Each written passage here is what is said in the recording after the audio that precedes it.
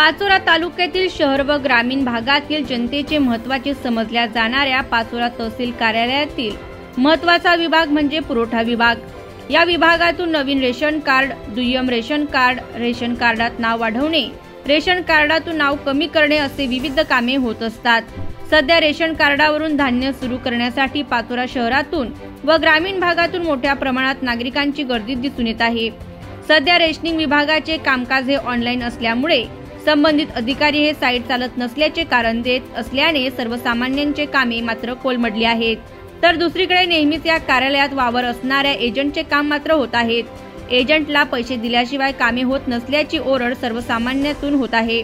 सदर पुरवठा विभागात कुठल्याही कामाचे नियोजन नसल्याने सर्वसामान्य जनतेची कामे होताना त्यांना अडचणींचा सामना करावा लागत आहे।